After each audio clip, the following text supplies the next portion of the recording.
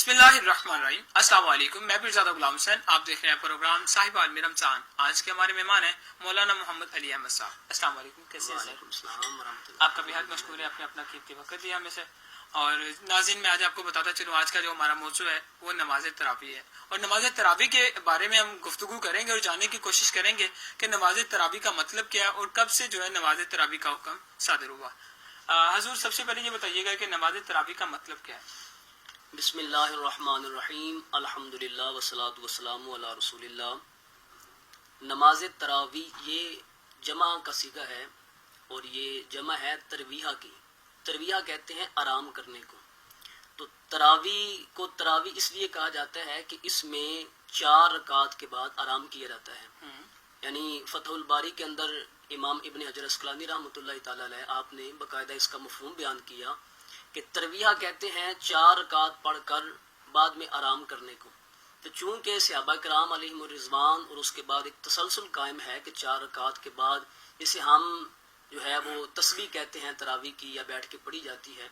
तो ये वक्फा थोड़ा सा होता है, इस वास्ते इसको तरावी कहा जाता है कि 4 रकात हर 4 के बाद इसमें थोड़ा सा वक्फा है, आराम मिलता है, इस वास्ते इसको तरावी कहा जाता है। अच्छा सर, ये बताइएगा कि तरावी का हुक्म कब से सादर फरमाया गया? करीम महबूब अलैहिस्सलाम सही मुस्लिम शरीफ के अंदर हदीस पाक है कि हुजूर अलैहिस्सलातु वस्सलाम ने 3 दिन सहाबा किराम अलैहिम रिज़वान को तरावी की जमात जो है वो करवाई। चौथे दिन सहाबा शौक के साथ मस्जिद में जमा हुए तो करीम आका अलैहिस्सलातु वस्सलाम तशरीफ ना लेके आए। अगले दिन हुजूर ने फरमाया भी मुझे पता था तुम आए हो, लेकिन मैं इस वास्ते नहीं आया कि कहीं तुम पर फर्ज न करते। लेकिन चूंकि करीम आका अलैहिस्सलातु वस्सलाम के दर्जनों ऐसे फरामीन हैं कि जिनके अंदर हुजूर अलैहिस्सलाम ने इस बात को वाज़ेह अंदाज में बयान किया कि मेरे बाद मेरे खुलाफाए राशिदीन की इत्तिबा करो और उनकी इक्तिदा करो। तो जनाब सैयदना फारूक आज़म रज़ी अल्लाह तआला अन्हु जब आपका दौर आया तो सैयदना अब्दुर्रहमान कहते हैं कि जनाब सैयदना फारूक आज़म मस्जिद में आए, देखा लोग अलग अलग होकर नमाज पढ़ रहे हैं। तो आपने अब्दुर्रहमान से कहा कि मेरा दिल चाहता है कि मैं सभी को इकट्ठा करके एक इमाम के पीछे खड़ा कर दूं। तो आपने फिर तमाम अहबाब को इकट्ठा किया। सैयदना उबई बिन काब रजी अल्लाह तआला अन्हु की इक्तिदा में नमाज के लिए उनको इकट्ठा किया। और फिर एक मरतबा मस्जिद में आए तो अहबाब जो है वो नमाज तरावी अदा फरमा रहे थे। तो आपने फरमाया नेमल बिदअतु हाज़िही, ये कितनी अच्छी बिदअत है कि लोगों ने इस अंदाज में इकट्ठे होकर नमाज तरावी को अदा किया। मैं यहाँ पर बस एक बात साथ ये ऐड करता चलूँ कि हमारे उर्फ के अंदर ना ये इस बात का ख्याल है कि ये शायद सैयदना उमर फारूक रजी अल्लाह तआला उन्होंने शुरू की है, तो ये उनका मसला है। हमारे यहाँ 2 तबके उर्फ के अंदर ना पाए जाते हैं, अहले तशय्युअ हैं या अहले सुन्नत व जमात हैं। तो उनकी जानिब से ना ये बात की जाती है कि ये सैयदना उमर फारूक रजी अल्लाह तआला उन्होंने शुरू की है, लिहाजा वो अदा नहीं करते। कहा यही जाता हाँ जी, कहा जाता है। हालांकि दर्जनों ऐसी अहादीस की किताबें मौजूद हैं जिनमें मौलाए कायनात रजी अल्लाह तआला अन्हु आप अपने दौर में खुद भी अदा करते रहे हैं, लोगों को हुक्म भी देते रहे हैं। और किताब शरिया इमाम अजूरी की किताब है, उसके अंदर बाकायदा हदीस पाक मौजूद है कि मौलाए कायनात बाद में दुआ दिया करते थे कि अल्लाह रब्बुल इज्जत उमर की कब्र को मुनव्वर कर दे जिसने हमारी मसाजिद को तरावी के जरिए मुनव्वर कर दिया। इसका मतलब ये है कि ये एक तसलसल कायम है सैयदना उमर फारूक। अच्छा हुजूर, ये बताइएगा कि नमाज तरावी जो है इसकी फजीलत क्या आप सल्लल्लाहु अलैहि वसल्लम या करीम महबूब अलैहिस्सलाम ने फरमाया, इसे बेसिकली कहते हैं क़यामुल लैल, रात का क़याम। सही बुखारी और मुस्लिम इसके अलावा दर्जनों कुतुब हदीस के अंदर रिवायत मौजूद है। हुजूर फरमाया मन क़ाम रमज़ान ईमानन व इहतिसाबन गुफ़िर लहु मा तक़द्दम मिन ज़ंबिही, जो रमज़ानुल मुबारक के महीने में क़याम करता है ईमान की हालत में और सवाब की नीयत से बख्शिश तलब करते हुए, गुफ़िर लहु मा तक़द्दम मिन ज़ंबिही, अल्लाह उसके पिछले सारे गुनाहों को माफ़ फरमा देता है। तो ये एक ही हदीस पाक काफ़ी है इसकी फजीलत के लिए। अच्छा ज़रूर ये बताइएगा कि नमाज तरावी की जो फजीलत तो आपने हमें बता दी, इसकी अरकात कितनी है? जी, रकात के बारे में अब जाके ना कुछ सदियों से इख्तिलाफ हुआ है। यानी आप 2 सदियां लगा लें, जब से ये वहाबी तबका आया है तब से इसके अंदर इख्तिलाफ है, वरना इसके अंदर इख्तिलाफ है ही कोई नहीं। करीम आका अलैहिस्सलातु वस्सलाम के दौर से लेके अब तक नमाज तरावी की 20 रकात अदा की जाती हैं। ये मुखालिफिन की जानब से एक हदीस पाक पेश की जाती है सही बुखारी में कि हुजूर ने रमज़ान गैर रमज़ान में 8 रकात अदा की। हालांकि उस 8 रकात में तरावी का एक तो जिक्र कोई नहीं, और फिर उसमें हुजूर ने 4-4 करके अदा की हैं, 2-2 करके अदा नहीं की।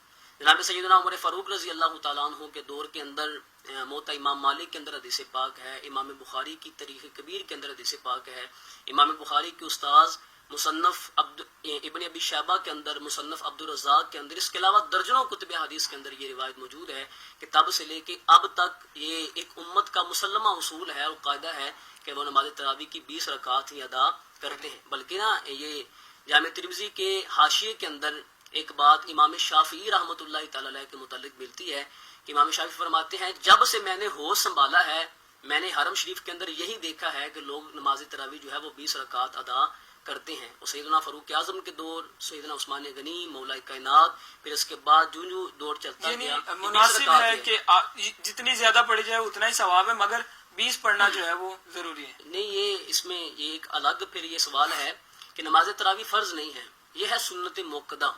سنت موقدہ کہتے ہیں جس کی کریم محبوب علیہ الصلوۃ والسلام نے تاکید فرمائی ہو.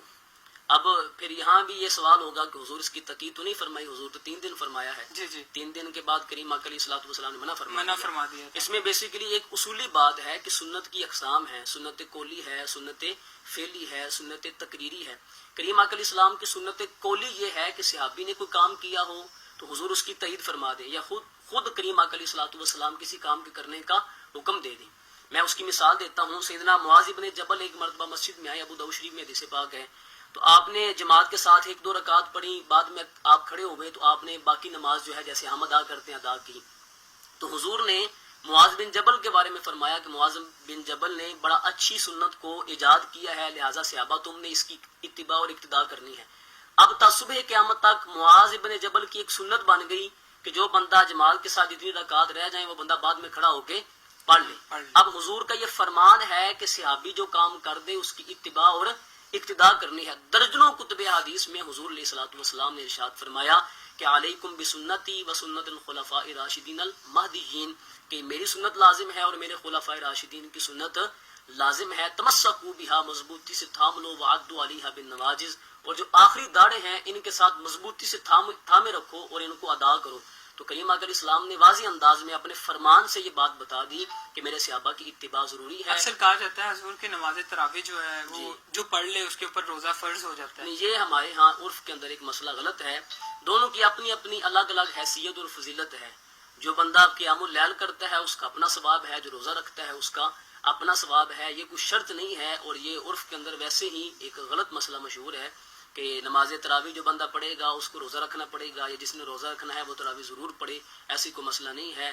تراویح پڑھیں گے اس کا آپ کو الگ ثواب ہے، روزے کا آپ کو الگ ثواب ملتا ہے. جی بہت شکریہ. آخر میں یہ بتائیے گا کہ نماز تراویح کی جو دعا ہے وہ کیا ہے؟ اصل میں یہ دعا جو ہے یہ خاص نہیں ہے، یعنی باقاعدہ احادیث کے اندر اس کا ذکر ملتا ہو ایسی بات نہیں ہے.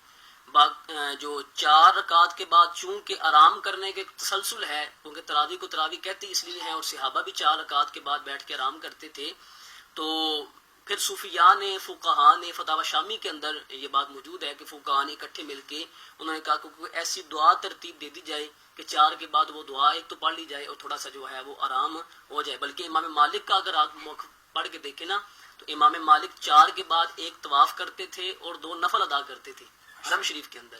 یعنی دعا ضروری نہیں ہے، لیکن چونکہ 4 کے بعد آرام ہے تو اس لیے بہتر یہ ہے کہ کوئی نہ کوئی تسبیح جو ہے وہ کر لی جائے، تاکہ وہ جو آرام بندہ کرتا ہے یا فارغ بندہ بیٹھتا ہے اس میں کوئی نہ کوئی تسبیح ہو جائے، یعنی ذکر و اذکار کیا جائے اس فریضے کو. بہت شکریہ جی. بالکل آپ نے ہمارے تمام سوالات کے جوابات دیے، آپ نے قیمتی وقت دیا. جی ناظرین، آج میں آپ کو بتاتا چلوں آج کا ہمارا موضوع تھا نماز تراویح. نماز تراویح اکثر کہا جاتا ہے کہ نماز تراویح پڑھ لی جائے تو صبح کا جو روزہ ہے وہ فرض ہو جاتا ہے. مگر جب مولانا صاحب سے سوال کیا، ان کا کہنا تھا کہ نماز تراویح جو پڑھ لی جائے تو اس میں کوئی حرج نہیں ہے، اگر آپ روزہ نہیں رکھ پاتے تو اس میں بالکل حرج نہیں ہے. جی ناظرین، اسی کے ساتھ ہمیں دیجیے اجازت، انشاءاللہ ملیں گے ایک اور نئے پروگرام میں. تب تک کے لیے اللہ نگہبان.